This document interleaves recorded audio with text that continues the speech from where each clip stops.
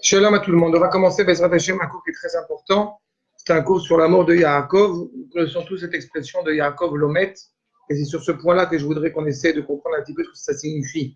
Parce que nous avons une description clairement définie dans les versets de la mort de Yaakov, de son enterrement. Et donc, on se pose la question, pourquoi est-ce qu'effectivement on a cet enseignement, comme vous avez en titre de notre cours, le fait que Yaakov avait nous Lomet dans le traité de Ta'anit. On va essayer d'y apporter toutes les réponses qui nous ont donné les Chachamim sur ce sujet, en espérant, Bezrat Hashem, que ça nous permette d'élaborer comme ça une réponse suffisamment cohérente par rapport à chaque fois qu'on va entendre de tel ou tel Chacham qui ne serait pas décédé. Enfin, par exemple. Alors qu'évidemment, il a été enterré et qu'il est effectivement décédé, physiquement parlant, comme le Rabbi Lubavitch, comme un certain nombre de grands Chachamim. Achab, Rashi nous dit, d'abord, sur la Maseret Ta'anit, justement, Mikra Anidoresh. Encore une fois, Yaakov Avinu Lomet, on veut essayer de comprendre ce que la Torah veut nous enseigner. Ve'a edechantu, chanti, zevurim ayushemet. Si effectivement, ils l'ont embaumé, c'est qu'ils ont pris en considération que Yaakov était décédé. Ma zaro bachaim, premier élément que Rashi va nous ramener justement, puisque sa descendance est vivante, que chez Mekabet et Israël, mais Eretz Shiviam, quand justement il ramène son peuple, sa descendance en Eretz Israël, qui était justement rapté, qui était pas rapté, c'est quoi le terme en français? Kidnappé en dehors d'Eretz Israël, en revenant en Eretz Israël, eh bien, Achraïm ou Mekabet Shehen Beshevi. Encore une fois, il retrouve cet élan vital en étant relié à la vie. C'est comme si Yaakov redevenait vivant. Chez Ametim et Nam Beshevi. Quand on est justement kidnappé, quand on est dans une terre qui nous est étrangère, on est comme mort. Af ou Bachaim. Donc, de la même l'implication de cela, c'est lui aussi est vivant.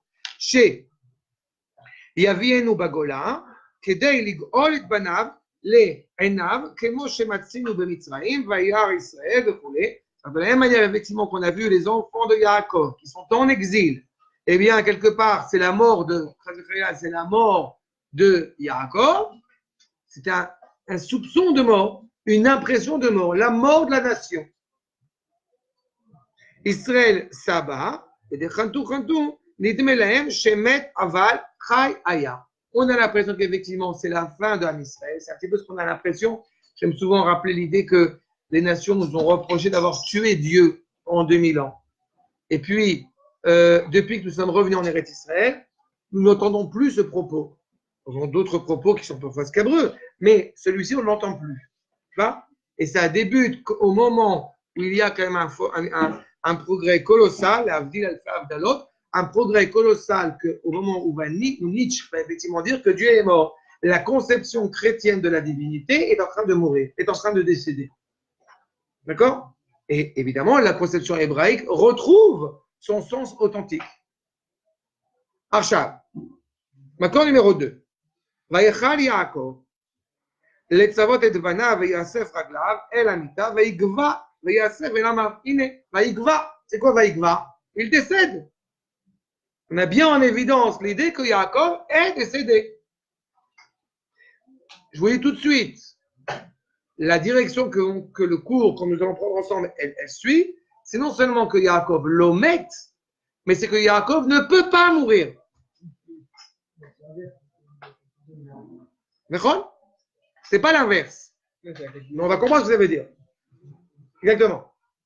Yaakov ne peut pas mourir. Israël peut être dans une situation compliquée. Mais Yaakov ne peut pas mourir. Yaakov, je le dis tout de suite, c'est le noyau de la famille hébraïque. Et ce noyau-là est inaltérable. C'est ça, au bout du compte, Yaakov l'omet. Mais nous allons voir ça en profondeur. Yaakov, du coup, il veut mettre, mais quand il a combattu dans ça. C'est-à-dire qu'à ce moment-là, techniquement, il était mort et que c'est Israël qui a pris sa place. Non, tu fais un contre, tu fais autre chose. Non. Justement, Si tu appelles Avram, tu as enfreint un Issur Torah, alors que Israël n'a pas perdu l'appellation Yaakov. D'accord?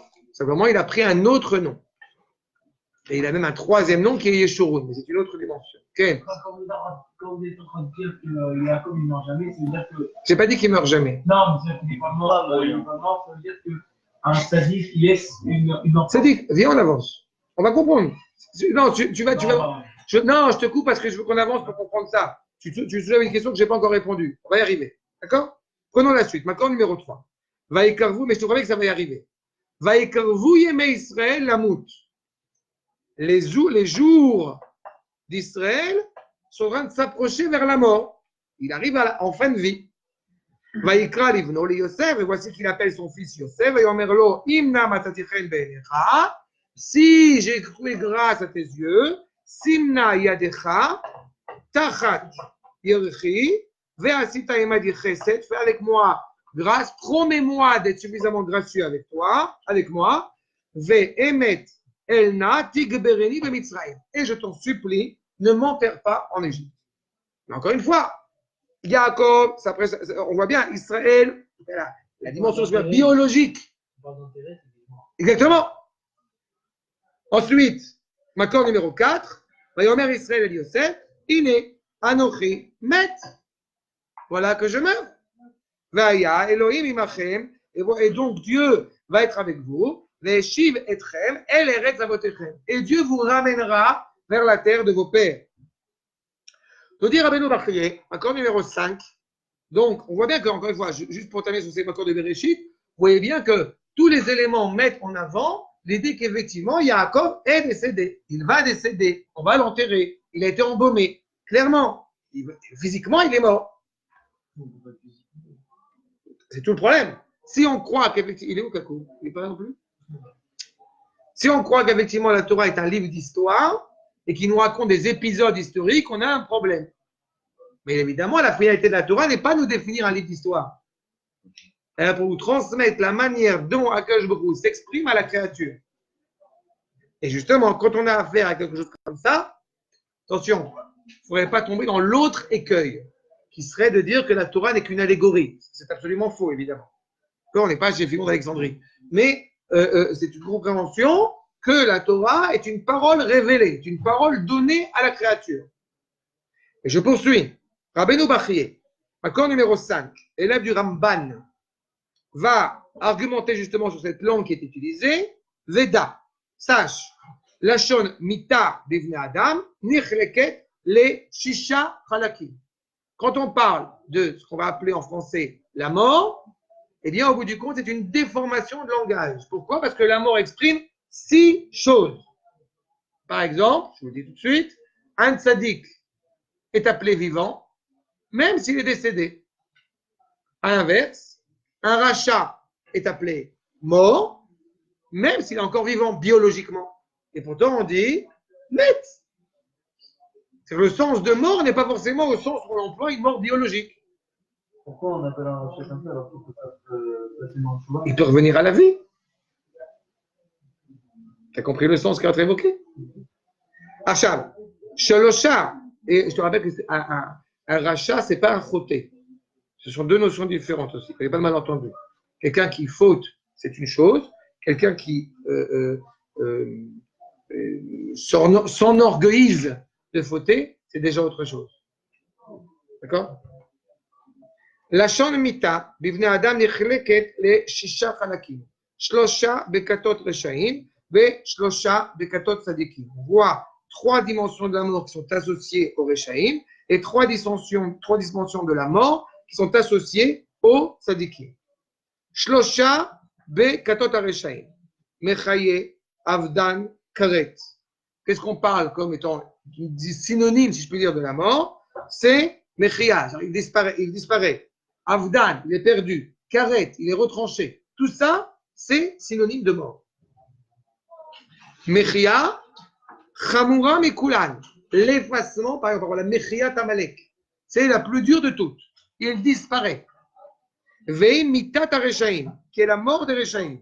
Qui est chez Enlem, lo Torah, velo chokhma, veinam yodim umakirim, maasa shakadosh baruch hu, ne reconnaissent pas la grandeur, la valeur, les actes d'Akadosh Baruch Hu, et c'est dans cela où effectivement ils sont dénués de toute sagesse et donc dénués de tout instinct vital et donc par conséquent, encore plus au moment où ils décèdent totalement, leur nom sera totalement effacé, c'est totalement oublié. Comme on dit d'un mécréant qui a fait du mal à Israël, il marche chez Vézicho, que son nom soit totalement effacé. C'est ça?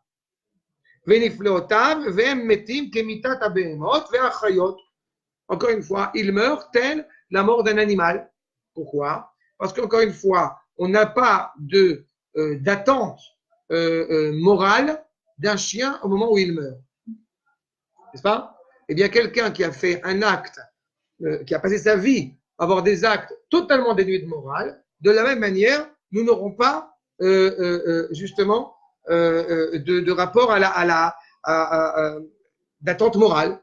Alors, il y a quelqu'un qui me demande, ah tiens, il est nouveau lui, Shalom Dan, le fait qu'on dit effectivement Moshe met. Alors, justement, Moshe, c'est une parenthèse, mais je le dis tout de suite, on peut parler de Moshe qui est décédé. Et bizarrement, on ne dit pas de Yaakov qui est décédé, comme vous l'avez vu. Il ne faut pas oublier que Yaakov, c'est, je l'ai dit tout à l'heure, c'est le noyau de la famille hébraïque, c'est le noyau de la nation. Donc il ne peut pas mourir. En avot et la shlosha. Nos pères ne sont pas justement l'arrière-grand-père, le grand-père et le père. Ils sont tous les trois pères. Donc ils sont éternellement vivants. D'accord? Alors que Moshe est un rave. Un rave peut décéder. Son souvenir, sa mémoire, sa valeur, son enseignement est vivant. Et lui peut décéder. Non. עכשיו, כמיתות הבהמות והחיות, ונשמתן אובדן באובדן גופן. Encore une fois, leur âme est perdue en même temps que leur corps. D'accord? ומזה אמר שלמה עליו השלום, ונר רשעים יידח. La luminosité du mécréant, eh bien, elle s'arrête, elle disparaît au fur et à mesure. C'est là? Élie, si tu veux te rapprocher, tu peux te rapprocher. Il ne faut pas que tu sois gêné pour l'étude.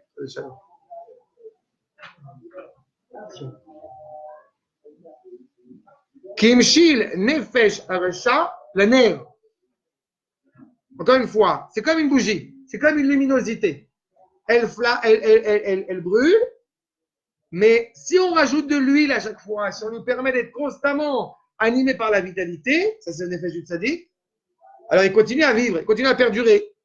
Mais si effectivement c'est un rachat, une fois qu'elle a disparu, elle a disparu totalement. Qu'est-ce qui me garantit, qu'est-ce qui est aussi impressionnant quand on parle, par exemple, en tout cas, qu'est-ce qui est quand même assez émouvant quand on parle justement des tzadikim, qu'on appelle tzadikim, c'est qu'on en parle encore. La grandeur du Rambam, qui est déjà décédé depuis plus de 800 ans, il n'empêche qu'il est toujours vivant. Hein? On vous a qu'on l'utilise, on le parle. On ne dit pas Rambam a dit, on dit Rambam, qu'est-ce qu'il dit? Donc il dit maintenant, donc il est vivant. On peut dire ça de chaque personne sur laquelle on étudie. D'un Talmid Chacham, évidemment, qui a perduré à travers la génération, c'est tout à fait logique. Tout à fait, tu as raison. Dans la mesure où il est décédé et que il est clair, la grandeur de ses maîtres, 800 ans, 1000 ans, là, Rabbeinu Bachir, on est au XIIIe siècle. Même s'il n'y a qu'une personne qui étudie c'est un exemple. Mais... Ça vaut le coup, tu as raison. Il y a une certaine volonté de le garder. Ok? Achal, encore une fois, le rachat, toute sa vitalité dépend de cette neshama. Mais étant donné qu'encore une fois, il est en train de la tuer à petit feu, donc son corps, quand il disparaîtra totalement. C'est avec le Mahamar Anerot. Mahamar Anerot pas Anerot. Que Tchakom, il y a une bougie, que Tchakom, c'est une bougie. Ok, mais je ne connais pas le Mahamar Anerot. Je ne sais pas si c'est le Mahamar Anerot, mais c'est l'histoire avec les bougies. Ah, Ken, mais ça ne s'appelle pas Mahamar Anerot. Oui, c'est dans Meorot. Meorot Atria. Achab. Le fait c'est qu'effectivement, vous avez, ça on l'a dit par rapport au Rechaim. Je saute quelques lignes, on arrive directement à la ligne 40 de la deuxième colonne. 41. À l'inverse, vous avez effectivement Shlosha Bekatot Atzadikim. Achad Geviya, ve'asefa, ve'bia. Vayavo bayamim. C'est quoi Vayavo bayamim? Quand on parle d'Abraham, il décède.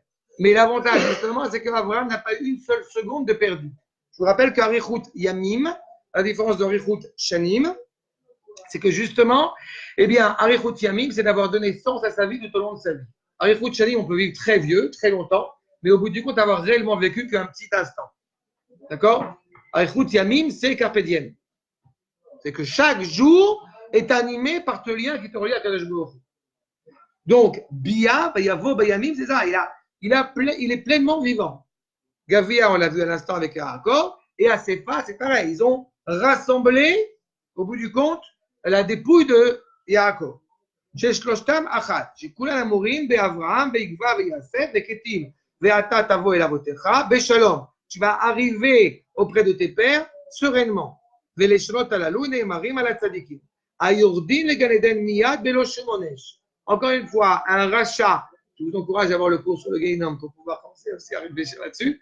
En tous les cas, le fait est, c'est que le Gehinnom, on peut y passer. Et plus, évidemment, on parle de Rechaim, plus ils y passent à un temps un petit peu plus long que les autres. Autant le tzaddik, qui toute sa vie a été animé par cette volonté de faire le bien, arrive directement à l'éternellement vivant, c'est-à-dire le Gan Eden, sans passer par la case prison. Il arrive directement avec à rue de Champs-Élysées. Enfin, pas maintenant. Ah, ça, évidemment, quand on pense par exemple à Ishmaël, c'est que Ishmaël, au bout du compte, a une possibilité de s'inscrire à la fin des temps, que Ishmaël fasse des chouvan. C'est pas spécial. Encore une fois, qu'il n'y ait pas de malentendu, chacun a sa place. On n'est pas évidemment au même niveau. Avraham, Yitzhak et Yaakov et Ishmaël, c'est pas ça la question. Mais à son niveau à lui, pardon? Oui, on le dit, ça dans Bereshit. Mais Ishmaël, à la fin des temps, il a fait chouvan. Mais il n'empêche qu'il n'a pas la même dimension que celle, évidemment, d'Avraham et Yaakov. D'accord? Il a atteint ses qualités. C'est ce qu'on pourrait appeler, ce que dit le Rabbeinu Bachya un petit peu plus bas, sur ce rapport à la Menoucha. Il a un repos qui est, comme je dis, Shalom. C'est une sérénité. C'est la promesse, au bout du compte, de cette sérénité. C'est la promesse de la résurrection des morts parce que ta vie a été animée par la justice. D'accord? En cela, eh bien, entre parenthèses, je ne vais pas étudier une personne, je vais même plus loin que ça. Il est évident, il ne faut jamais l'oublier, que vous ne savez absolument pas, ou rarement, le mérite qu'on peut avoir vos aïeux, arrière, grands-parents, etc., et qui fait que vous avez le privilège d'être là aujourd'hui. D'accord? Quand tu fais un acte profondément noble, eh bien, sache-le, ça aura des répercussions à 3, 4, 5 générations. Et c'est ce mérite-là, au bout du compte, qui fait qu'on peut avancer. Exactement. Exactement. Vadaï. Juste, si un juif, mais qui n'avait pas de statut de race quand il était vivant, est-ce que, comme on l'étudie, eh ben, il devient sadique? On peut être un grand homme sans forcément être un rav. C'est ça?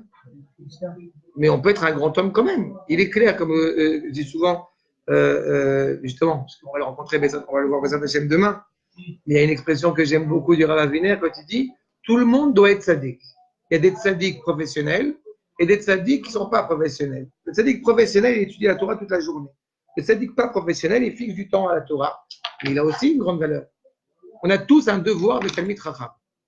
D'accord? Ou au niveau professionnel, ou au niveau amateur.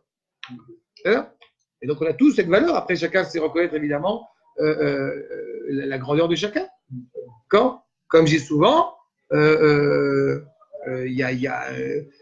je dis pas ça souvent, mais ça m'a fait rire tout à l'heure de le sortir. Le fait qu'effectivement, le Rav Kook a eu 4 élèves. Le Rav Tzvi Yehuda, le Rav Nazir, le Rav Harlap et moi. D'accord? Bon, quand tu dis une phrase pareille, tout le monde sait que je le dis avec humour. Si je le disais sérieusement, il faudrait que je sois enfermé. Non? Oui, mais même enfermé surtout. D'accord?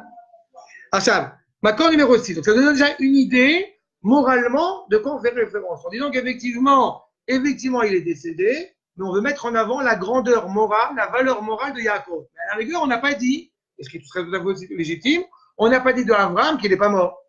On n'a pas dit de Yitzhak qu'il n'est pas mort. Qui sont aussi des grands tzadikim, mais on a voté l'âge comme ça. Mais on dit de Yaakov qu'il n'est pas mort. D'accord? Nous dit le Maharsha, maintenant numéro 6. Le roi dit Shlomar Alpi, Ma Shenema Beperek Bet de Ktubot, dans le deuxième chapitre du traité de Ktubot. Metim Shebechutz Laaretz Einan Chaim. Maintenant, on commence la problématique supplémentaire. Le fait que Yaakov soit justement décédé en Chutz Laaretz, on aurait pu croire qu'effectivement il est mort, puisqu'il est décédé en Chutz Laaretz. De quoi? Sur le Metim Shebechutz Laaretz? Non, on sait qu'il faut aspirer à vivre en Eretz Israël et au moins aspirer à être enterré en Eretz Israël. J'ai eu une fois un cas de figure absolument dramatique d'une famille qui a demandé expressément que le grand-père qui avait fait son alia, eh bien que la dépouille soit rapatriée en France. C'était très grave. Pour le nefesh, pour la neshama de cette décédé, c'était quelque chose d'absolument dramatique. Qu'est-ce que tu peux faire? Et c'est un drame. Au contraire, même parfois, il arrive que des gens, c'était le cas de mes grands-parents d'ailleurs, où mon père, jusqu'à Yamin, il a fait venir mes grands-parents du cimetière de Pantin en Eretz Israël.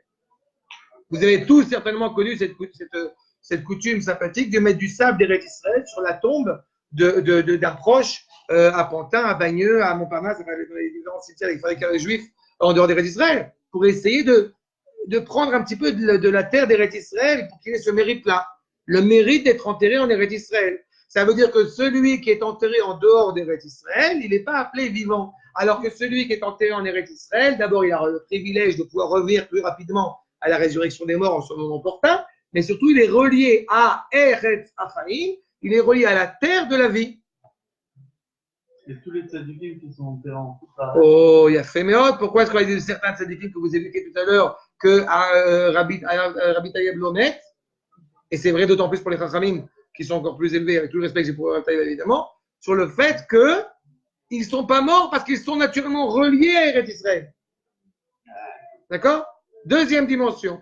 Le premier, on a parlé d'une dimension morale d'un tzadik, ce qui n'est pas négligeable, puisque évidemment, Kol Amer Tzadikim, c'est toujours en Eretz Israël.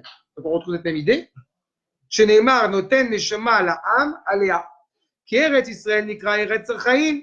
Mitat tzadikim sheberet Israël, einat mita mikrit.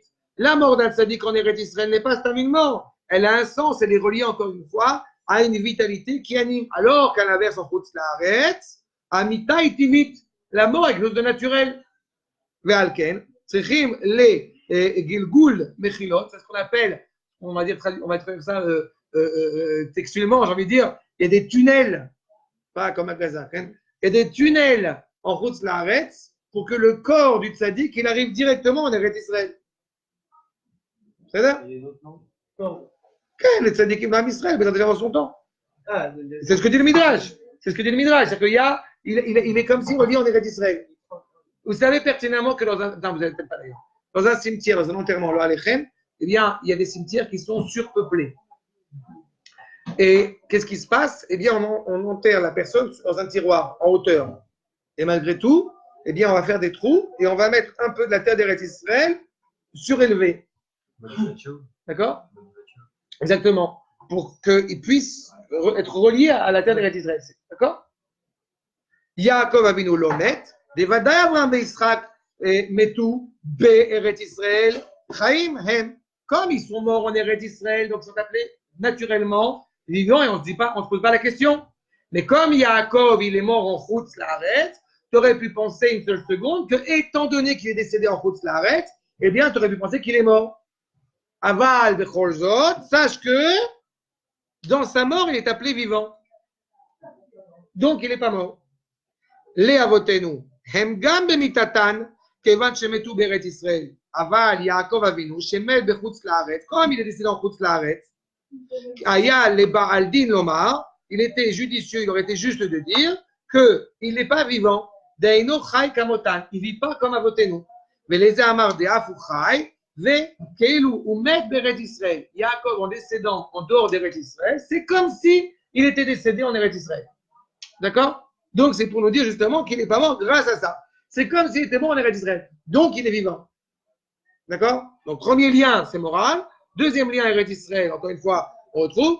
Et je poursuis. Troisième évocation, le Ramban. Veigva veyasem, umita lo neemra bo, ve'amru rabotenu, Yaakov Avinu lo met. Ve'inyan hamidrash hazeh, ki nefashot hatzadikim tzrurot betzror chaim. Comme j'ai dit tout à l'heure, un tzadik même mort est appelé vivant, parce qu'il est tzadik. D'accord? Alors, tout le monde, à part le fait, à part que Rabbi dit que tout le monde c'est Begader, c'est-à-dire quand tant que. D'accord. Alors tout le monde dit qu'il y a une chose sur Ok. Mais parce qu'on a un cave, on a un cave zérout, et que naturellement on a un œil bienveillant à l'égard de chacun de nos frères. Maintenant, je vais te dire un truc. C'est vrai. Dans la mesure du possible, quand une personne, nous avons évoqué la Shoah il n'y a pas longtemps, dans la mesure du possible, quand un juif a été décimé pendant la Shoah, qu'il est ou qu'il n'est pas de kippa, c'est Hachem Yikom Damo, il a été assassiné en tant que juif. Donc il est tzaddik, ou med de Kiddush Hashem. Donc on ne se pose pas ce genre de questions. Mais chaz v'chaïla, si on parle de juifs qui ont passé leur vie, ce qu'on appelle le Midrash Chazal, sonner Israël, alors on ne rappelle pas leur nom. Mais il y a une infime partie comme ça. Pardon? Une fois, j'ai fait la plaisanterie, vous connaissez cette fameuse plaisanterie, on n'est plus d'actualité aujourd'hui. Mais à une époque, on disait pourquoi est-ce qu'effectivement le Rav Arashi de France, il est séfarade?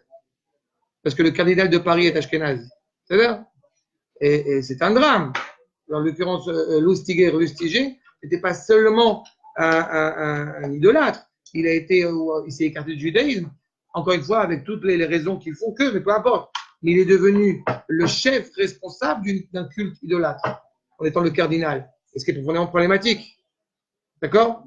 Mais à part des cas extrêmes comme celui-ci, rares sont les cas de juifs qui sont effectivement tellement déconnectés. Donc naturellement, on aura un regard bienveillant à leur égard. C'est vrai, ça me dérange. Veze techofef alav kol hayom, loveshet levusha, il est habillé, ok? השני שלא יפשטנה ערומה, יקי יעקב, עוד תתלבש לעתים מזומנות. ויבן העניין הזה במסכת שבת ובמסכת כתובות. Une fois la grandeur du Chacham, il est constamment habillé de Kedusha, constamment habillé de Shekhinah. Ça, c'est la présence du tzaddik. Makor numéro 8, un des Mekoubal, Yassalem le Rekenati, qui dit justement, on peut réellement mourir, je me suis juste soulevé ce qui est souligné, Lo Aïta Mitato, Rak Al-Yeda Shekhinah. La réelle dimension de mort, c'est quand, comme je dis, tu disparais de la réalité. Tant que quelqu'un pense à toi, parle de toi, eh bien, au bout du compte, c'est quelque part, tu es vivant. Tu as ce lien étroit avec des gens qui pensent à toi. J'ai une fois raconté, dans un autre contexte, le décès de ma grand-mère. Pourquoi je rigole? Vous allez croire pourquoi je rigole? Le décès de ma grand-mère, qui est évidemment quelque chose de triste, parce que c'est ma grand-mère. Et la semaine de la Shiva, j'étais avec ma mère et tous les oncles qui étaient là, les oncles et tantes. Je n'ai jamais autant rigolé que pendant cette semaine. J'avais mal au ventre. Pourquoi j'avais mal au ventre? Vous allez me trouver tellement. Parce que pendant toute cette semaine de rigolade, ma grand-mère est décédée parce que j'avais un âge avancé. Mais, oui, j'aurais pas été le cas, j'aurais été à l'âge évidemment. Mais parce que pendant toute cette semaine, mes oncles et tantes et ma mère ont discuté